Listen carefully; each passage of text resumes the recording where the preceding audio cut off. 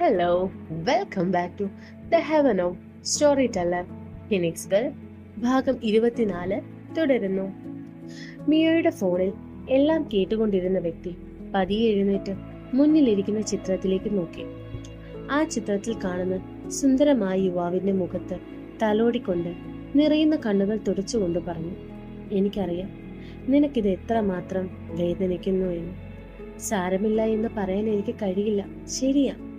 പക്ഷെ ഞാൻ നിനക്കൊരു ഉറപ്പ് തരാം, നിന്റെ ജീവനെ തൊട്ട ഒരുത്തൻ പോലും ഈ ഭൂമിയിൽ കാണില്ല.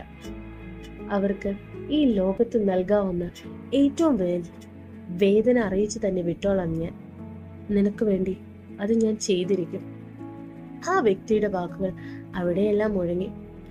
അവന്റെ വാക്കിൽ നിറഞ്ഞു നിന്നത് ആത്മാർത്ഥത മാത്രമായിരുന്നില്ല, ആ വ്യക്തിയോടുള്ള വലിയ സ്നേഹവും കൂടിയായിരുന്നു. ഇതേ സമയം മിയയും മൗനി അവർ മണിക്കൂറുകൾ നീണ്ട യാത്രയിലാണ്. അതിനുശേഷം അവരുടെ വണ്ടി ഒരു ഉൾഗ്രാമത്തിലേക്ക് പ്രവേശിച്ചു.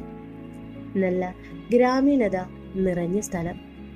പോകുന്ന വഴികളിൽ ഒരു എസ്റ്റേറ്റ് പോലെ കാണപ്പെട്ടു. അങ്ങോട്ടുള്ള വഴിയിൽ അവിടെ ആൾതാമസം ഉള്ളതിന്റെ ഒരു തെളിവും കാണാൻ സാധിക്കുന്നില്ലായിരുന്നു. മുന്നോട്ട് പോകും തോറും അതിനെ ശരിവെക്കുന്ന രീതിയിലുള്ള കാഴ്ചകളായിരുന്നു അവിടെ. പിന്നെയും ഒരു 10 മിനിറ്റ് കൂടെ കഴിഞ്ഞു. മുന്നോട്ട് പോകും തോറും ദൂരെ വലിയൊരു ഗേറ്റ് അവർക്ക് മുന്നിൽ തെളിഞ്ഞു കാണപ്പെട്ടു. മൗനിയാണെങ്കിൽ ഇനി എന്ത് എന്ന രീതിയിൽ തന്നെ അവിടെ നോക്കിയിരുന്നു. എന്നാൽ അവൾ ഒരു കാര്യം പോലും മിയോട് ചോദിച്ചുമില്ല. ഗേറ്റിന്റെ അടുത്ത് ചെന്നു. അവർക്ക് മുന്നിൽ മതിൽക്കെട്ടുകൾ ഏതാണ്ട് 10 അടിക്ക് മുകളിൽ ഉയരം കാണും. മൗനി അത്ഭുതത്തോടെ നോക്കി നിൽക്കെ മിയ വണ്ടി നിർത്തിയിട്ട് ആ ഗേറ്റിന് അരികിൽ ചെന്ന് എന്തോ ഒന്ന് ചെയ്തു.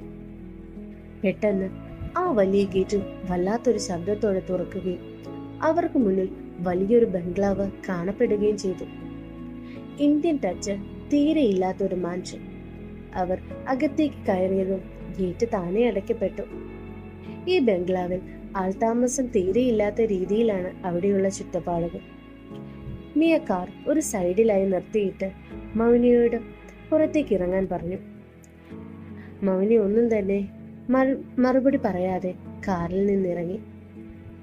എന്നിട്ട് അതിൽ ചാരി നിൽക്കുന്ന മിയയ്ക്ക് അരികിലായി ചെന്നു.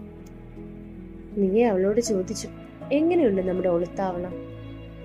അന്തം വിട്ടു നിൽക്കുന്ന മൗനിയെ കണ്ട് പൊട്ടിച്ചിരിച്ചുകൊണ്ട് മിയ തുടർന്നു, എങ്ങനെയുണ്ട്? ഇറ്റ്സ്